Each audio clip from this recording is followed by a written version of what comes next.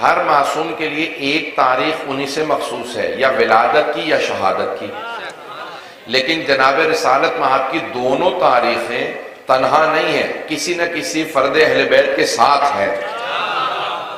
اور سے سنیے گا، 17 ربیع الاول چھٹے امام کے ساتھ ہے، 28 صفر امام حسن مجتبیٰ کے ساتھ۔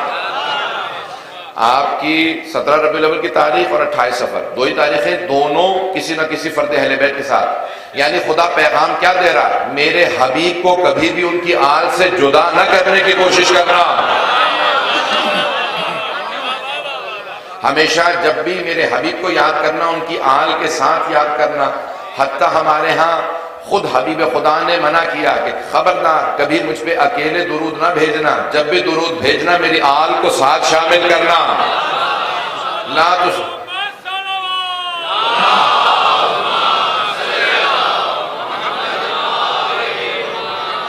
توجہ ہے، جناب حبیب خدا کی حدیث ہے نا کہ آپ نے فرمایا لا تصلوا علیہ صلاۃ البترا، مجھ پہ دم بریدہ درود مت بھیجنا۔ قیل یا رسول اللہ ما صلاۃ البترا، یہ دم بریدہ صلوات کیا ہے؟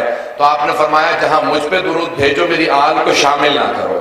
میرا دشمن ہمیشہ مجھے اب تک کہا کرتا تھا اللہ نے مجھے آل نصیب کی ہے، میری آل کو ہمیشہ میرے ساتھ درود میں شامل کرنا، کبھی نہ کہنا اللہم صلی علی محمد، ہمیشہ کہنا اللہم صلی علی محمد و آل محمد، آل کو ہمیشہ شامل رکھنا۔ جناب حبیب خدا کے 1000 سے زیادہ معجزات ہماری کتب تاریخ میں اور حدیث میں آئے ہیں، 1000 سے زیادہ معجزات جو آپ نے دکھائے ہیں، لیکن 24 معجزات رسول خدا کے جسد مطہر میں تھے۔ آپ کے جسم مبارک میں 24 معجزات تھے۔ میں کوشش کروں گا کہ آج صرف اور صرف ان معجزات میں سے چند معجزات پیش کروں۔ سننا پسند فرمائیں گے تمام حضرات؟ تو آپ کے سامنے صرف جناب رسالت مآب کے جو جسد مطہر میں معجزات ہیں وہ معجزات پیش کروں گا، اور پھر شہداء کربلا کے مصائب کو پیش کروں گا۔ 72 تابوت ہے، مجھے پورا احساس ہے کہ لوگ مصائب سننے دور دور سے آئے ہیں، تفصیل سے مصائب پیش کروں گا، لیکن چند جملے فضائل کے سن لیجیے۔ حبیب خدا کے بدن مبارک میں، جسم مبارک میں 24 معجزات ہیں۔ جو معجزات دکھائے وہ الگ ہیں، جو جسم مبارک میں تھے وہ 24 معجزات ہیں۔ بلند قامت سے بلند قامت آدمی جب رسول خدا کے سامنے آتا تھا تو سر سے لے کے گردن تک چھوٹا نظر آتا تھا۔ خالق کو یہ منظور نہیں تھا کوئی ان سے اونچا نظر آئے۔ تو اب حبیب خدا کا ایک معجزہ یہ تھا کہ بلند قامت سے بلند قامت آدمی ان سے چھوٹا نظر آتا، جہاں سے گزرتے تھے آپ کا سایہ نظر نہیں آتا تھا، سر پہ ہمیشہ ایک ابر رہا کرتا تھا۔ خالق کو یہ منظور نہیں تھا کہ ان کے سائے پہ بھی کسی کے پاؤں آ جائیں، بھائی خالق کو یہ منظور نہیں تھا ان کے سائے پہ پاؤں آئیں۔ اب اگر حبیب خدا کچھ نواسوں کو کاندھوں پہ سوار کرے تو خالق کی اجازت تھی نا۔ غور سے سنتے رہیں گے، میں بہت تیزی سے آگے بڑھتا رہوں گا۔ تو اب حبیب خدا کے جسد مطہر میں 24 معجزات ذکر کیے ہیں۔ بعض اوقات کچے پہ چلتے تھے، ریت پہ مٹی پہ چلتے تھے، پائے مبارک کے نشان نہیں بنتے تھے، اور بعض اوقات چٹانوں پہ قدم مبارک رکھتے جاتے تھے، نشان بنتے جاتے تھے۔ جب پوچھا صحابہ نے یا رسول اللہ یہ آپ کی کچھ جگہ پہ نشان بنتے کچھ جگہ نشان نہیں بنتے، کہا مجھے پورا اختیار ہے کہاں میرا نقش پا رہے کہاں نہ رہے۔ جسے پاؤں کے نشان پہ پورا اختیار ہے اسے دلوں پہ کیسے اختیار نہیں؟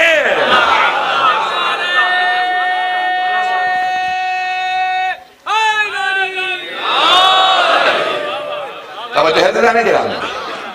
اب حبیب خدا کے جسد مطہر سے متعلق، جسم مبارک سے متعلق جو معجزات لکھی ان میں سے ایک معجزہ لکھا ہے کہ رسول خدا کے بدن مبارک سے جو پانی مس کر جاتا تھا وہ شفا کا سبب بنتا تھا۔ تو صحابہ کرام جب پیغمبر اسلام وضو کرتے تھے، پیغمبر کے بدن سے مس ہوا وضو کا پانی زمین پہ گرنے نہیں دیتے تھے۔ توجہ سے سنیے گا، جب پیغمبر اسلام وضو کرتے تو صحابہ اس پانی کو تبرکاً لے جایا کرتے تھے۔ جب پیغمبر وضو کرتے اس پانی کو زمین پہ نہیں گرنے دیتے تھے، تبرکاً وہ پانی گھر لے جاتے، بیماروں کو پلا دو اس سے شفا ہو جائے گی۔ تو تبرک کے منکروں کو بتا دو صحابہ تبرک کو مانتے تھے۔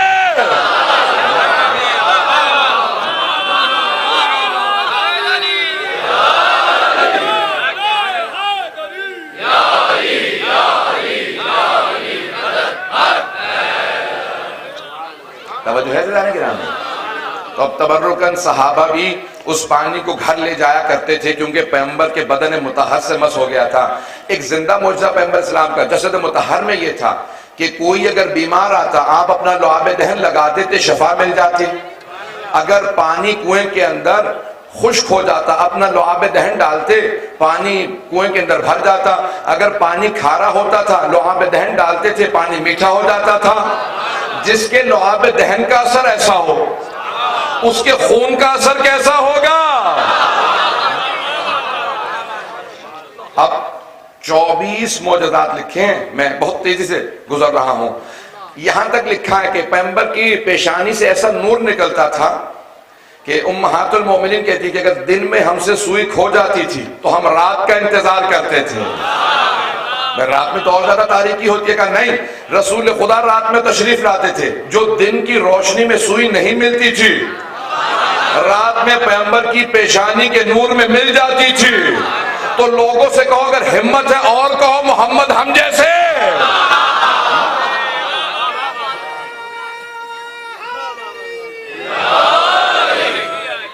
توجہ ہے زندانی کے نام تھوڑی سی دیر اور چلتے رہیں گے میرے ساتھ۔ یہ جسد مطہر میں معجزات حبیب خدا کے بتائے ہیں کہ جب جناب رسالت میں آپ چلتے تو تمام کے تمام مخلوقات شجر حدر مدر تمام کی تمام چیزیں جھک کے بتاتی کہ ہم تعظیم جانتے ہیں حبیب خدا آ رہے ہیں۔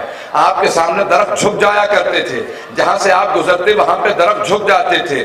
جب آپ پتھروں کو ہاتھ پہ رکھتے تو وہ تسبیح کرنے لگتے، کچھ دیر کے لیے سنگریزوں کو ہاتھ پہ رکھتے وہ کہتے سبحان اللہ الحمدللہ لا الہ الا اللہ اللہ اکبر۔ سنگریزوں کو کچھ دیر کے لیے ہاتھ پہ اٹھاتے وہ تسبیح کرتے تھے، اور جنہیں گود میں پالا ہو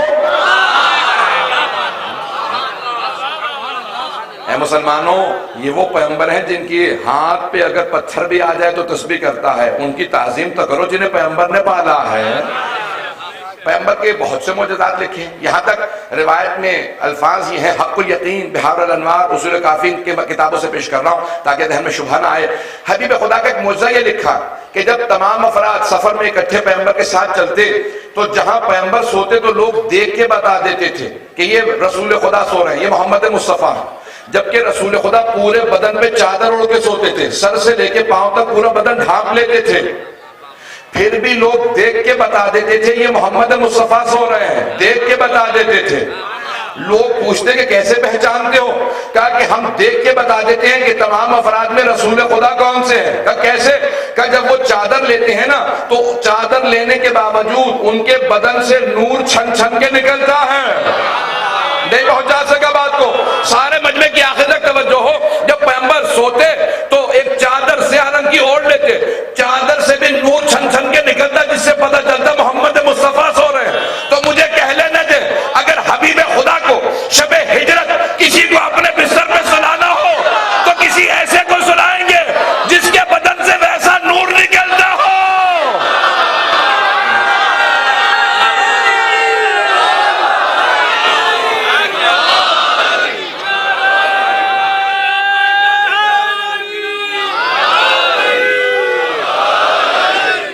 مجھے کہہ لینے دے جب حبیب خدا کے بدن سے ایسا نور نکلتا ہے، شب ہجرت اگر کسی کو اپنے بستر پہ سلانا چاہیں تو کسی ایسے کو اپنے بستر پہ سلائیں گے جس کے جسد مطہر سے ویسا ہی نور نکلتا ہو جیسا پیغمبر کے جسم سے نور نکلتا ہے۔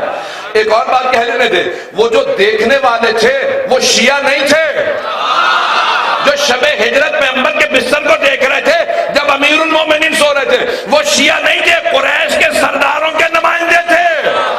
بار بار جھانک کے دیکھتے کہہ دیتے ابھی محمد سو رہے ہیں۔ بھائی 19-20 کا فرق نہیں تھا نور میں، وولٹیج میں بھی فرق نہیں تھا۔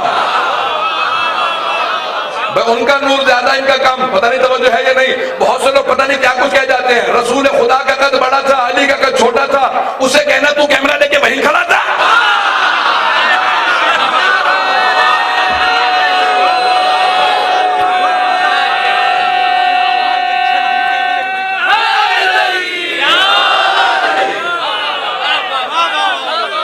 بڑے پیارے انداز سے سن رہے ہیں، جناب سیدہ کا اسی طرح سے سایہ قائم و دائم رہے تمام مومنین کے۔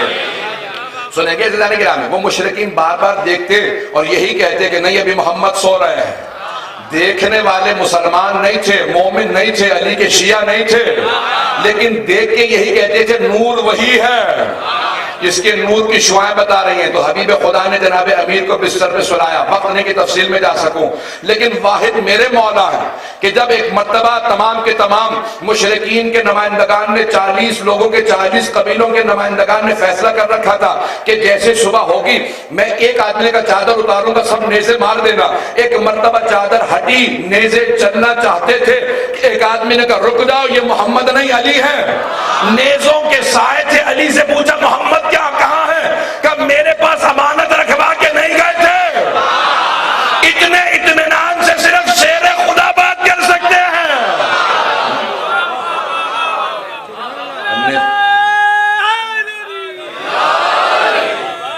24 معجزات کو پیش کروں، اشارہ کرتے ہوئے آگے بڑھ رہا ہوں۔ ایک اور معجزہ یہ لکھا ہے کہ رسول خدا کے جسم مبارک سے خاص خوشبو آتی تھی، جہاں سے گزرتے تھے 1 سے 2 دن تک مشرکین کفار سونگ کے بتاتے تھے یہاں سے محمد گزرے ہوں گے۔ کسی عطر میں ایسی خوشبو نہیں تھی جیسے ان کے جسد سے آتی تھی۔ تو اب سمجھ میں آیا نا، یہ حدیث قصہ میں امام حسن حسین جب گھر میں آئے تو جناب سیدہ سے کہا انی اشم عندک رائحۃ طیبۃ کانھا رائحۃ جد رسول اللہ، مادر گرامی آپ کے پاس سے ایسی خوشبو آ رہی ہے جیسی نانا کے جسم سے آتی ہے۔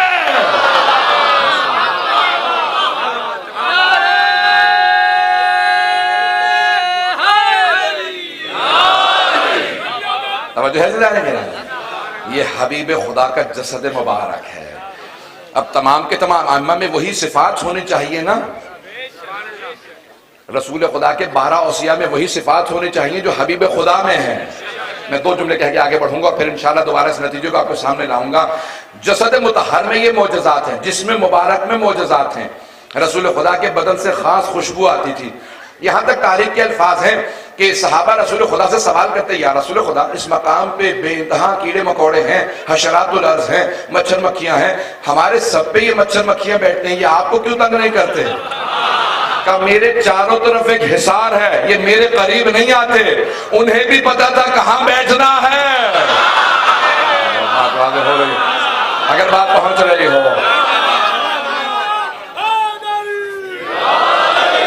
میں توجہات کا طالب سب کی بہت تیزی سے آگے بڑھوں گا۔ تو اب جناب رسالت میں آپ جہاں کچھ دیر بیٹھ جاتے، وہاں سے وہ جگہ بتاتی میرے قریب پیغمبر اسلام گزرے ہیں، خوشبو بتاتی، یہاں تک کہ مکے سے اکثر لوگ کہتے تھے کہ جہاں رسول خدا جس ممبر پہ بیٹھتے تھے وہاں سے مدتوں رونے کی آواز آتی رہی۔ تو پوچھا امام سے کہ مولا کیا بات ہے؟ تو جناب امیر نے کہا کہ یہ ممبر رسول خدا کو یاد کرتا ہے، یعنی مخلوقات کو احساس تھا کہ ہم پہ حبیب خدا ہمارے قریب سے گزرے۔ جس جانور پہ سوار ہوتے تھے وہ راہور ہو جاتا تھا، بوڑھا نہیں ہوتا تھا۔ جس اونٹنی پہ سوار ہوئے وہ بوڑھی نہیں ہوتی تھی، جس گھوڑے پہ سوار ہوئے وہ بوڑھا نہیں ہوتا تھا۔ نہیں پہنچا سکا جملے کو۔ جس گھوڑے پہ ایک مرتبہ سواری کرتے تھے وہ بوڑھا نہیں ہوتا تھا، جوان رہتا تھا۔ اب اگر کوئی اعتراض کرے نا کہ اوسط عمر جو ہے ایک گھوڑے کی 40 سال ہوتی ہے تو پیغمبر کا گھوڑا کیسے کربلا میں ہو سکتا ہے؟ بتا دینا حبیب خدا کا زندہ معجزہ تھا، جس سواری پہ ایک مرتبہ سوار ہوتے وہ جوان رہا کرتی تھی۔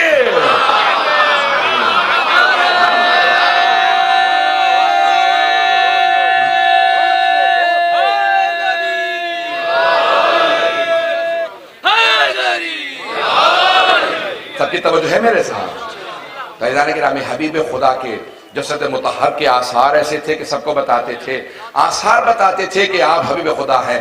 اب سنیے گا 2 اور معجزات پیش کروں گا اور اس کے بعد پھر دیکھوں گا کہ آگے بڑھ سکتا ہوں، آپ حضرات کی توجہ کے میرے ساتھ رہے۔ تو روایت کے الفاظ ہیں کہ جناب رسالت میں آپ ازواج جب دیکھتی رسول خدا کو تو چہرہ بتاتا، ایک رسول خدا کی پشت پہ مہر نبوت تھا، کچھ نے لکھا داہنے بازو پہ تھا، کچھ نے کہا نہیں خاتم النبیین لکھا تھا۔ تو ایک صحابی رسول ہیں، جب رسول خدا نے خطبہ غدیر کے آخر میں کہا کہ اگر میں نے کبھی کسی پہ ظلم کیا ہو تو آج مجھ سے بدلہ لے لے۔ توجہ ہے؟ سنے کے مکمل کر دو بات کو۔ تو پیغمبر اسلام نے صحابہ کے مجمع میں اعلان کیا اگر میں نے کبھی آج تک کسی پہ ظلم کیا ہو تو آج مجھ سے بدلہ لے لے، آج کے بعد سے مجھے نہ پاؤ گے۔ تو ایک صحابی کھڑے ہو گئے، یا رسول خدا آپ نے ایک مرتبہ مجھے چابک مارا تھا، آپ نے فرمایا مجھے نہیں یاد پڑتا میں نے آج تک کبھی کسی پہ ظلم کیا ہو. کہا نہیں یا رسول خدا آپ نے میری پشت پہ تازیانہ مارا تھا. تو آپ نے کسی دوسرے صحابی سے کہا اسے تازیانہ دے دو. کہا آؤ آگے بڑھو میری پشت پہ تازیانہ مار دو. کہا نہیں یا رسول اللہ اس وقت میری پشت پہ کپڑا نہیں تھا، آپ اگر اپنا کرتا ہٹا دیں. پیغمبر اسلام نے کہا کہ میرے کرتے کو ہٹا دو. جیسے کرتا ہٹایا وہ صحابی جھکے، جھکنے کے بعد کمر کے بوسے دینا شروع کیے، مہر نبوت کو چوما. پیچھے ہٹنے کے بعد کہا مجھے معاف کر دیجیے گا یا رسول اللہ میں نے جھوٹ بولا تھا، آپ نے کبھی مجھے تازیانہ نہیں مارا، میں صرف آپ کے پشت کی زیارت کرنا چاہتا تھا، چومنا چاہتا تھا، اس لیے جھوٹ بولا تھا. تو جو زیارت کے منکر ہیں ان سب سے کہہ دینا صحابہ تو جھوٹ بول کے بھی زیارت کو جائز سمجھتے تھے.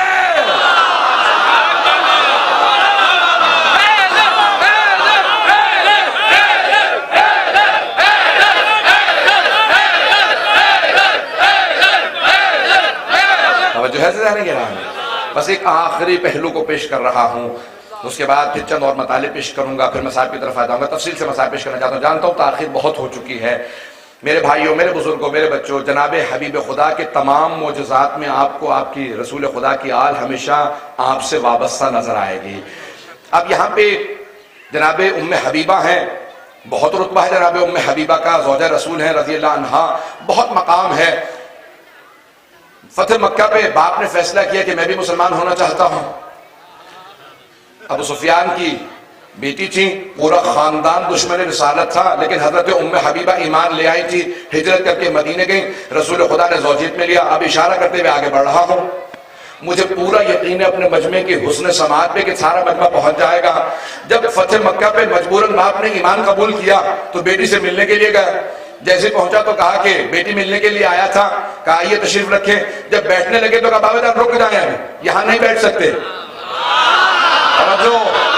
ایک مرتبہ بستر کو ہٹایا کہ بابا جان بیٹھ جائیں. جب وہ بیٹھنے لگا تو ایک مرتبہ کہا کہ بیٹی مسلمانوں میں باپ کا احترام واجب ہے، اور اب تو میں بھی مسلمان ہو گیا ہوں.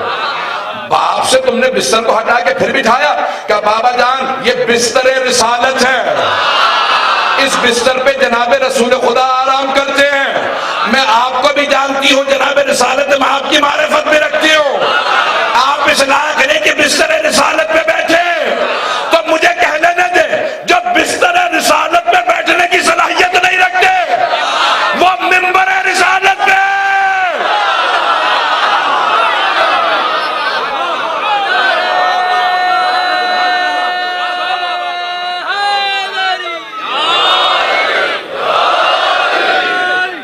جناب سیدہ اسی طرح سے سلامت رکھے تمام مومنین کو.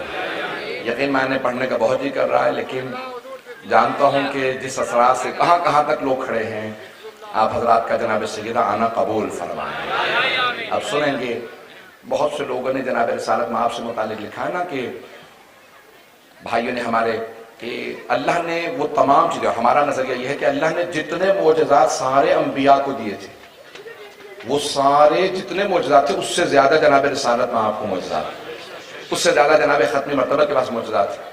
لیکن بعض مسلمانوں نے یہ لکھا کہ جناب رسالت میں آپ کو اللہ نے شہادت نہیں دی. ہمارا نظریہ یہ نہیں ہے، ہمارا یہ ہے کہ یہ 14 معصومین یا تلوار سے یا زہر سے شہید کیے جاتے ہیں. اب اس کی تفصیل میں نہیں جاؤں گا، لیکن ان کا نظریہ یہ ہے، وہ کہتے ہیں کہ نہیں اللہ نے جناب رسالت میں آپ کو شہادت نہیں دی، جبکہ بہت سے انبیاء شہید ہیں. سن رہے ہیں سب لوگ غور سے؟ ہے توجہ آخر تک سارے مجمع کی میرے ساتھ؟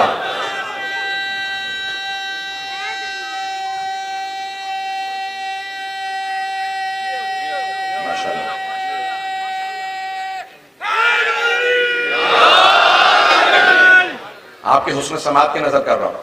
تو اب جناب رسالت میں آپ سے متعلق کہتے ہیں کہ آپ کو اللہ نے شہادت نہیں دی، لیکن اللہ نے 2 نواسے عطا کیے، حسن اور حسین علیہ السلام. توجہ رکھیے گا ذرا گرامی، وقت زیادہ نہیں ہے، میں سب کا احترام کرتا ہوں، کسی کے بھی دل شکنی نہ ہو جائے. تو کہا 2 نواسے دیے اللہ نے. شہادت کی بھی 2 قسمیں ہیں، ہاں جہری اور سری. عزیزان گرامی، چھپی ہوئی اور آشکار. چھپی ہوئی شہادت زہر سے ہوتی ہے اور آشکار کھلی ہوئی شہادت تلوار سے ہوتی ہے. اللہ نے رسول خدا کو 2 نواسے دیے اور 2 نواسوں کو 2 طرح کی شہادتیں دی. ایک کو چھپی ہوئی شہادت دی، ایک کو کھلی ہوئی شہادت دی. حسن مجتبیٰ کی شہادت زہر سے ہے، حسین کی تلوار سے. تو اب سب علماء نے لکھا، شاہ محدث ولی اللہ دہلوی صاحب نے لکھا ہے، وہ کہتے ہیں، شاہ صاحب کہتے ہیں کہ اللہ نے رسول خدا کو 2 نواسے دیے، دونوں نواسوں کو ایک ایک طرح کی شہادت دے دی. وہ کہتے ہیں ان 2 نواسوں کی شہادت ان کی شہادت نہیں ہے، ان دونوں کی شہادت رسول خدا کی شہادت ہے. میں کہتا ہوں شاہ صاحب بالکل صحیح کہتے ہیں. شاہ محدث ولی اللہ دہلوی نے کہا کہ حسن حسین کی شہادت ان کی شہادت نہیں ہے، رسول خدا کی شہادت ہے. تو مجھے کہہ لینے دیں، اگر امام حسن حسین کی شہادت ان کی شہادت نہیں، رسول خدا کی شہادت ہے، تو پھر ان دونوں کا قاتل رسول خدا کا قاتل ہے، اور رسول خدا کا قاتل رضی اللہ عنہ نہیں ہو سکتا. برحمتك يا أرحم الراحمين وصلى الله على محمد وآله الطاهرين.